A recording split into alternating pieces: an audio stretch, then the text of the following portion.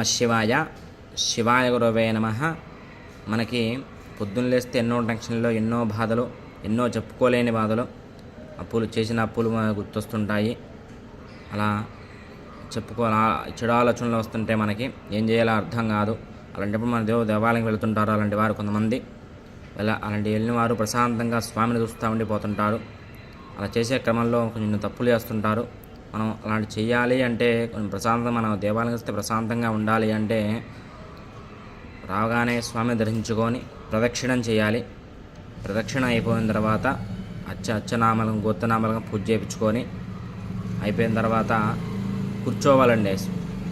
5 నిమిషాలైనా స్వామి ముందు కూర్చొని మనం ఏ దేవాలయానికి వెళ్తామో ఆ దేవాలయం దగ్గర స్వామిని ప్రశాంతంగా చూసి ఆ నామాలు కానీ శివుడి దగ్గరికి వెళ్ళాము. ఓం నమ శివ పంచాక్షర మంత్రం, అది వెంకటేశ్వర ఓం నమో వెంకటేశాయ, అలా ఏదో నామం తలుచుకుంటూ 11 సార్లు అయినా అలా 21 సార్లు తలుచుకుంటూ స్వామిని చూస్తూ ఉండిపోవాలి. మనం ప్రశాంతంగా మనం బయటికి వెళ్తే ఎన్నో టెన్షన్లు ఉంటాయి. మనం దేవాలయంకి వెళ్తున్నాం, ప్రశాంతత కోసం మనకి ఎక్కడైనా మనకు ఉండేది మనకి చెప్పండి. ఏదో అక్కడ వస్తామో ఏదో మాట్లాడుకున్నాం కాకుండా దేవాలయం ప్రశాంతంగా ఉండండి, కూర్చోవాలి. అసలు మనకి జనారణ్యం వెళ్తాం కాబట్టి బయటికి వెళ్తే మనకి అసలు ఆలోచనలనే రావు. మనకి ఏదో చెడు ఆలోచనలు వస్తుంటాయి.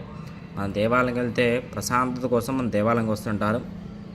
అలా ప్రశాంతంగా వచ్చినప్పుడు మనం చేసే దాంట్లో కూడా కొంచెం తప్పులు చేస్తుంటారు. వచ్చినప్పుడు కైసం కూర్చొని ఆ స్వామి నామం తలుచుకుంటా కూర్చుంటే చాలా మంచిది. మనకి కూర్చేపైన మనం ప్రశాంతంగా ఉన్నామని మనం భావిస్తుంటాం. పాజిటివ్ వైబ్స్ వస్తుంటాయి మనకి. తీసి ఇలా ఎవరో చేయవద్దు. ఓం నమ శివాయ. ఇంకా ఇలాంటి వీడియోస్ కావాలి, సపోర్ట్ చేయండి. ఓం నమ శివాయ.